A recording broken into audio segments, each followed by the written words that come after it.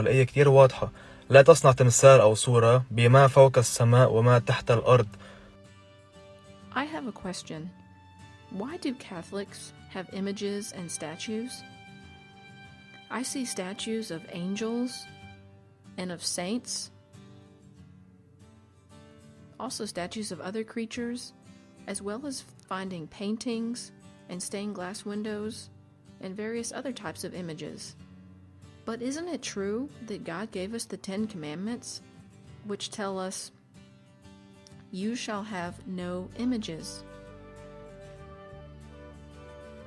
To answer that question, let us read in the Bible in Exodus chapter 20, verses 1 to 5. God told Moses, "I am the Lord your God.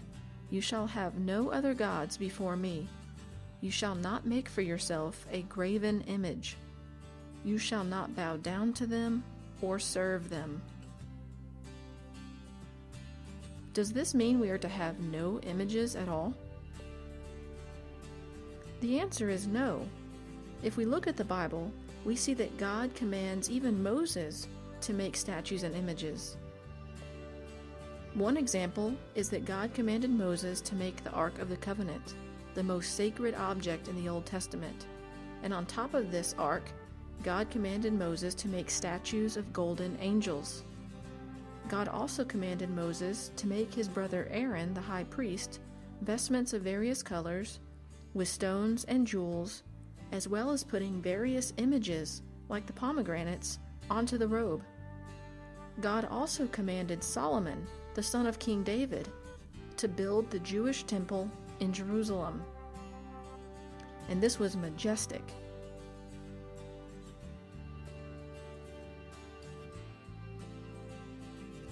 And within this temple, God commanded Solomon to make various images and statues.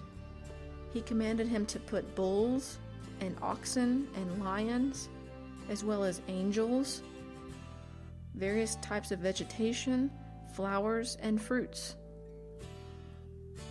God commanded these images to be made, and God would not command men to break his own commandments.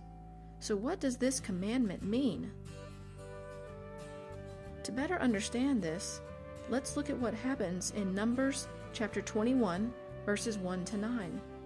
Here, the Israelites had lost trust in God, and so God had sent deadly snakes into their camp. Many died from snake bites. They became afraid and they turned to God for help. God then commanded Moses to make a statue of a bronze serpent and to put it on a stake. If a man was bitten by a deadly snake, the man could look at this image and God would heal him. People were healed by God through this image. This image was good in the eyes of God. But this changed. We see in 2 Kings chapter 18 verse 4, the people were found to be worshiping this image.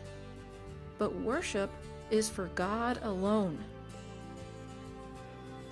We then see the good King Hezekiah destroying this image of the bronze serpent.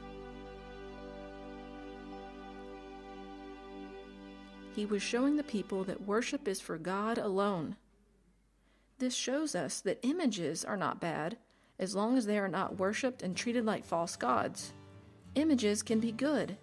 They can teach us and help focus our minds in prayer.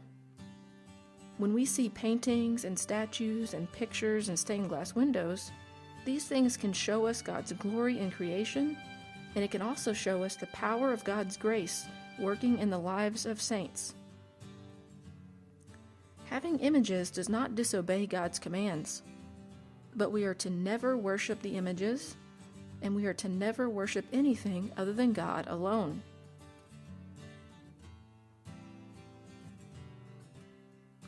And this is what God teaches us in this commandment.